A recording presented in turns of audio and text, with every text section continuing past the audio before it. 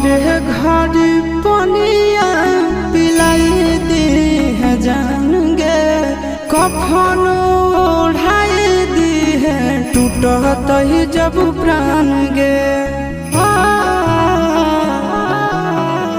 मरे घर पनिया पिलाई दी है जान गे, कफन ओढ़ाई दी है टूटत ही जब प्राण गे।